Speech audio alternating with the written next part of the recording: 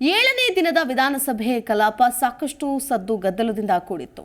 ಪ್ರಾರಂಭದಿಂದಲೇ ಮೂಢ ಹಗರಣದ ಚರ್ಚೆಗೆ ಪ್ರತಿಪಕ್ಷಗಳ ಸದಸ್ಯರು ಆಗ್ರಹಿಸಿದರು. ಮುಖ್ಯಮಂತ್ರಿಗಳ ಮೇಲೆಯೇ ಆರೋಪ ಇದೆ, ಹಾಗಾಗಿ ಸದನಕ್ಕೆ ಉತ್ತರ ಬೇಕು ಅಂತ ಪಟ್ಟು ಹಿಡಿದ್ರು.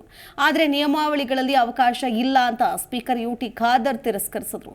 ಆಕ್ರೋಶಗೊಂಡ ಪ್ರತಿಪಕ್ಷ ಶಾಸಕರು ಸರ್ಕಾರದ ವಿರುದ್ಧ ಘೋಷಣೆ ಕೂಗುವ ಮೂಲಕ ಆಕ್ರೋಶ ಹೊರಹಾಕಿದ್ರು. ಸರ್ಕಾರಕ್ಕೆ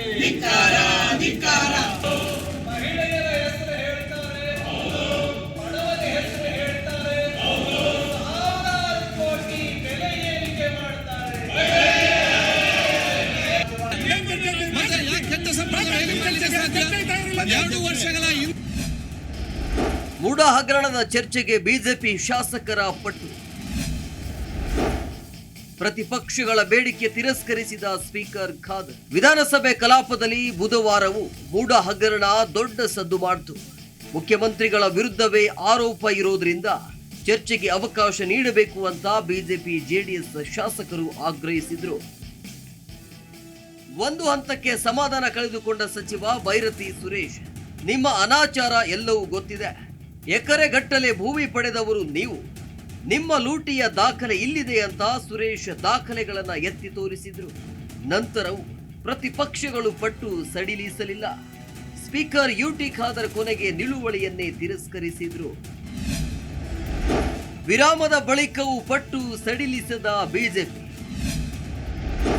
ಮೂಢ ಹಗರಣದ ಚರ್ಚೆಗೆ ಬಗ್ಗದ ಸರ್ಕಾರ. ಭೋಜನ ವಿರಾಮದ ಬಳಿಕವೂ ಮತ್ತೆ ಮೂಢ ಹಗರಣದ ಚರ್ಚೆಗೆ ಬಿಜೆಪಿ ಪಟ್ಟು ಹಿಡಿಯಿತು. ಮತ್ತೊಮ್ಮೆ ನಿಮ್ಮ ನಿರ್ಣಯ ಮರುಪರಿಶೀಲಿಸಿ ಅಂತ ಬಿಜೆಪಿ ಜೆಡಿಎಸ್ ಶಾಸಕರು ಸ್ಪೀಕರ್ಗೆ ಮನವಿ ಮಾಡಿದ್ರು. ಆದರೆ ಸ್ಪೀಕರ್ ಮಾತ್ರ ಬಗ್ಗಲಿಲ್ಲ. ಅತ್ತ ಸರ್ಕಾರವು ಜಗ್ಗಲಿಲ್ಲ. ಯಾವುದೇ ಕಾರಣಕ್ಕೂ ಚರ್ಚೆಗೆ ಅವಕಾಶ ಕೊಡಬೇಡಿ ಅಂತ ಎಚ್.ಕೆ. ಪಾಟೀಲ್ ಸ್ಪೀಕರ್ಗೆ ಸಲಹೆ ನೀಡಿದ್ರು. ಈ ವೇಳೆ ಸದನದಲ್ಲಿ ಗದ್ದಲ ಶುರುವಾಯಿತು. ಗಲಾಟೆಯ ಮಧ್ಯೆಯೇ ಸ್ಪೀಕರ್ ಹಲವು ವಿಧೇಯಕಗಳ ಮಂಡನೆಗೆ ಅವಕಾಶ ಮಾಡಿಕೊಟ್ರು. ಸರ್ಕಾರ ವಿಧೇಯಕಗಳನ್ನು ಮಂಡಿಸಿ ಪಾಸ್ ಮಾಡಿಕೊಳ್ಳುವಲ್ಲಿ ಯಶಸ್ವಿಯಾಯಿತು.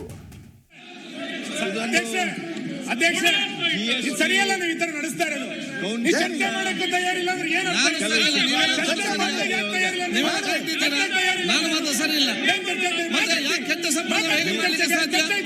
ಎರಡು ವರ್ಷಗಳ ಹಿಂದೆ ಒಂದು ವಿಚಾರ ಇಟ್ಟುಕೊಂಡು ಈಗ ಜುಡಿಷಿಯಲ್ ಎನ್ಕ್ವೈರಿ ಅಧಿವೇಶನ ಪ್ರಾರಂಭ ಆಗಿ 6-8 ದಿವಸ ಹಲವಾರು ಬಿಲ್ಗಳು ಡಿಸ್ಕಷನ್ ಪೆಂಡಿಂಗ್.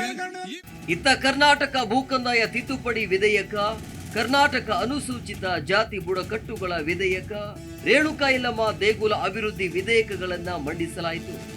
ಕರ್ನಾಟಕ ವೈದ್ಯಕೀಯ ನೋಂದಣಿ ತಿದ್ದುಪಡಿ ವಿಧೇಯಕ, ಸರ್ಕಾರಿ ಉದ್ಯಾನವನಗಳ ಸಂರಕ್ಷಣಾ ತಿದ್ದುಪಡಿ ವಿಧೇಯಕ, ಕರ್ನಾಟಕ ಸರಕು ಮತ್ತು ಸೇವೆಗಳ ತಿದ್ದುಪಡಿ ವಿಧೇಯಕ ಕೂಡ ಮಂಡನೆಯಾಯಿತು. ಕರ್ನಾಟಕ ಮುನ್ಸಿಪಾಲಿಟಿಗಳ ತಿದ್ದುಪಡಿ ವಿಧೇಯಕ, ಕರ್ನಾಟಕ ನೀರಾವರಿ ತಿದ್ದುಪಡಿ ವಿಧೇಯಕ ಹಾಗೂ ಕರ್ನಾಟಕ ಧನ ವಿನಿಯೋಗ ವಿಧೇಯಕವನ್ನ ಕಲಾಪದಲ್ಲಿ ಮಂಡನೆಯಾಯಿತು.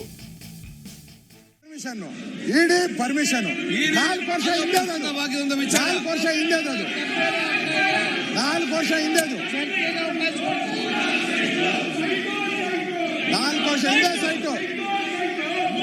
ಸೈಟು. ಅಸೆಂಬ್ಲಿ ಕಲಾಪದ ಗದ್ದಲದ ಬಳಿಕ ಮತ್ತೆ ಸಮಾವೇಶಗೊಂಡಿತು. ಸದನದ ಬಾವಿಗಿಳಿದ ಬಿಜೆಪಿ ಜೆಡಿಎಸ್ ಸದಸ್ಯರು ಪ್ರತಿಭಟನೆ ನಡೆಸಿದ್ರು. ಈ ವೇಳೆ ಗಮನ ಸೆಳೆಯುವ ಸೂಚನೆಗಳಿಗೆ ಉತ್ತರ ಪಡೆಯುವ ಕೆಲಸ ಮಾಡಿದ್ರು. ಬಳಿಕ ಸದನದ ಕಲಾಪವನ್ನ ನಾಳೆ ಬೆಳಗ್ಗೆ ಮುಂದೂಡಿದ್ರು. ಆದರೆ ಬಿಜೆಪಿ ಜೆಡಿಎಸ್ ಶಾಸಕರು ಸದನದಲ್ಲೇ ಅಹೋರಾತ್ರಿ ಧರಣಿ ಮುಂದುವರಿಸಿದ್ದಾರೆ. Rachappa Suttur, political bureau, Zee Kannada news, Bengaluru.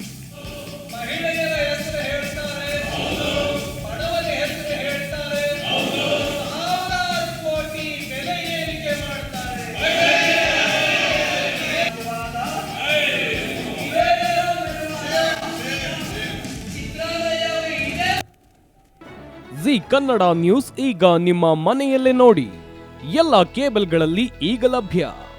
Sun Direct 292, Jio TV 1334, U digital 162, City cable 51, GTPL 17, Abhishek cables 821, rock line telecommunication 51, Shri Basaveshwara number 60, Vinayaka digital number 53, in digital number 896ರಲ್ಲಿ. ನಿಮ್ಮಿಸ್ತದ ಜಿ ಕನ್ನಡ ನ್ಯೂಸ್ ನೋಡಿ ಆನಂದಿಸಿ.